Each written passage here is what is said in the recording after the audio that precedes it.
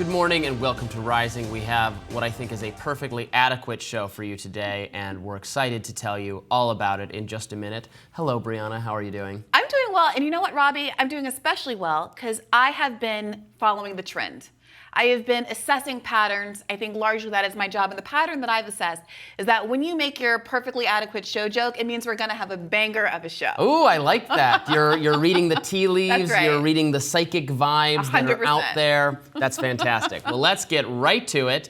Independent candidate Robert F. Kennedy Jr. is challenging Donald Trump to debate him in response to Trump dismissing RFK Jr. as unhinged and a Democrat plant. Here's RFK Jr. attending a rally in Long Island, New York on Sunday. Let's watch.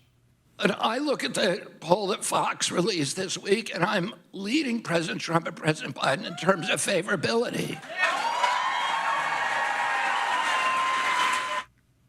He also had this to say.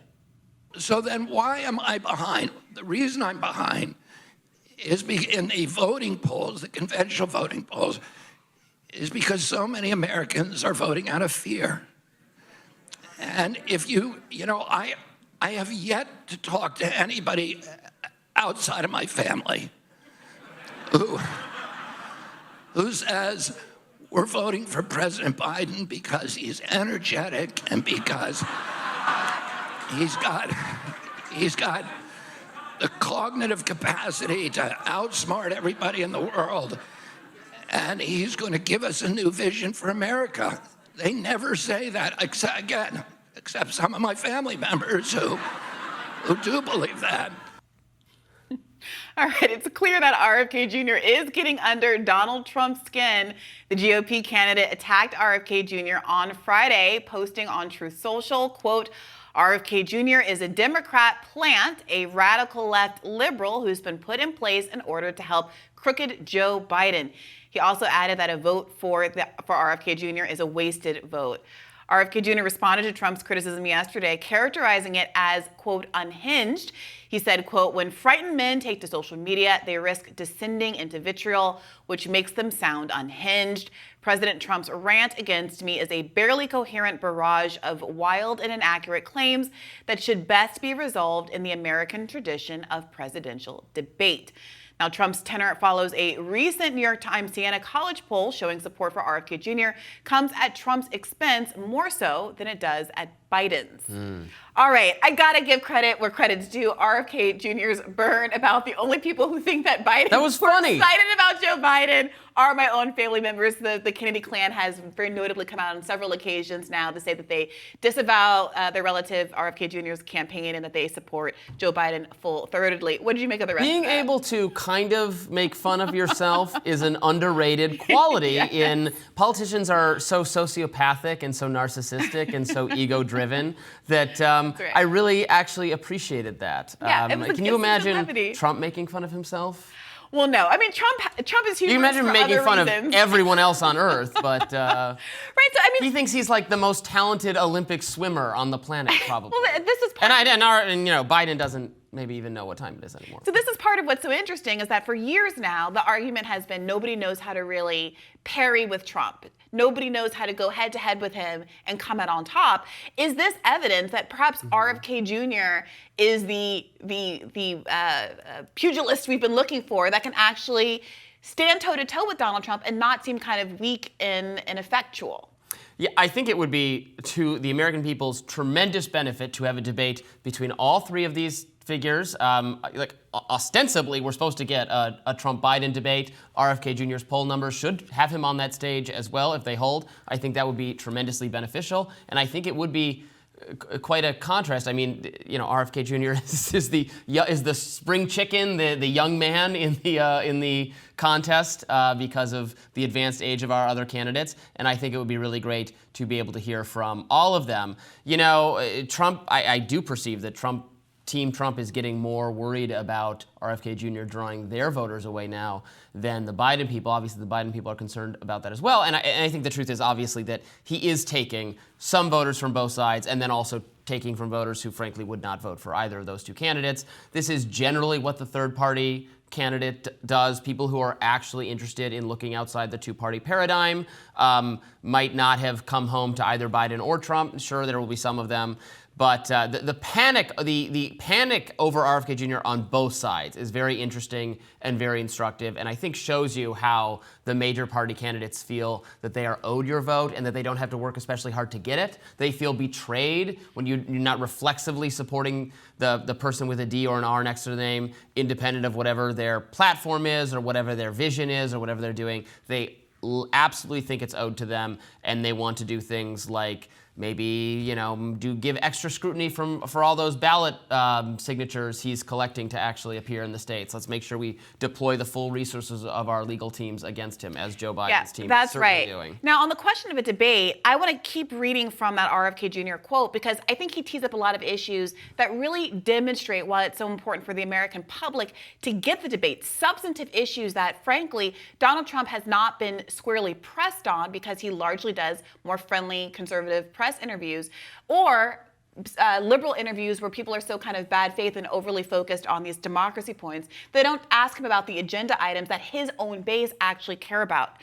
So this is what RFK Jr. went on to say. He said, President Trump, who has proven himself the most adept debater in modern American political history, should not be panicked to meet me on that stage. He's like, hey, you're actually good at this. Don't be scared. He goes on to say, to preview my arguments, I will show how President Trump betrayed the hopes of his most sincere followers. He promised to end the Ukraine war and then colluded with Speaker Johnson and President Biden to fund it. He let Big Pharma and his corrupt bureaucrats run roughshod over him as president. He promised to cut the deficit and ran up the biggest debt in history. He promised to run the government like a business and then close down our businesses. He promised to drain the swamp and then filled his administration with swamp creatures. He promised to protect our rights and then torpedoed the Constitution. Instead of lobbing poisonous bombs from the safety of his bunker, let's hear President Trump defend his record to meet mano a mano, a respective congenial debate. And I think this should once again put to bed this ridiculous idea that has been ridiculous and should have already been put to bed, that he's only in this race to somehow hurt Biden, that he's actually trying to help Trump get elected. You hear that kind of vibe expressed, I think, from a lot of mainstream Democratic pundits. No, he is also running against President Trump. He has substantive criticism of what Trump has done. Let's talk about some of these substantive criticisms. Yeah. So I see no lies detected on his point about the Ukraine war. I mean, Sure. I think it's useful to have RFK Jr. in this race, if only for this reason. I have seen people on the left, I've seen people like Michael Tracy beating the gong for over a week now about why aren't any conservative establishment media figures willing to critique Donald Trump from bear-hugging Mike Johnson as he betrays the MAGA base on this foreign aid funding.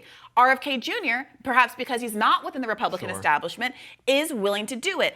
He is absolutely right about Donald Trump running up the deficit with a tax cut that 80% of 80 cents on every dollar of which, or some figure very close to that, went to the top 1% of Americans. And this has been a Democratic talking point for years that is 100% true. And the response from conservatives have been just to give up caring about deficit spending. They just decided we're not going to be deficit hawks anymore because Donald Trump made it basically impossible for them to do. But is what the tastemakers in the Republican Party think about that the same as what the Republican base thinks about that? I mean, the base is RFK Jr. the only one who's willing to carry that banner consistently for the base? The Republican base, unfortunately, is very accustomed, I think, to betrayal on talk of runaway government spending and deficits, and then it doesn't matter. Then the Republican administration comes in and spends even more than their predecessor, and that is not a new betrayal. But I absolutely agree with you, particularly on Ukraine spending, on FISA, on all of these things where Donald Trump could have, in theory, distinguished himself from, or even prevented, perhaps, the speaker from going down this direction, and absolutely did not. And the MAGA base, I agree with you, should be feeling, they were betrayed and should be feeling betrayed.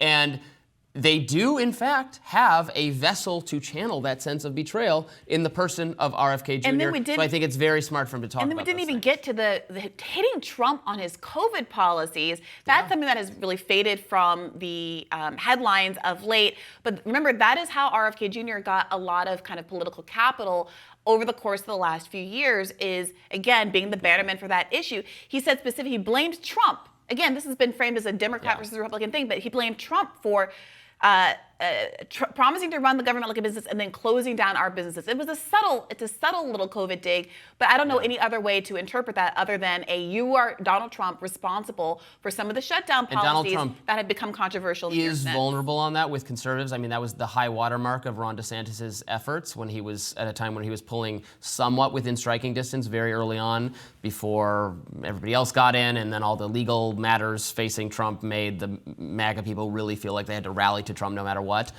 Trump was vulnerable on that front, so you could peel people away for a candidate who was speaking to those issues, and there is a candidate speaking to those issues. It's very, very interesting. We will continue to follow that. I have a radar up next.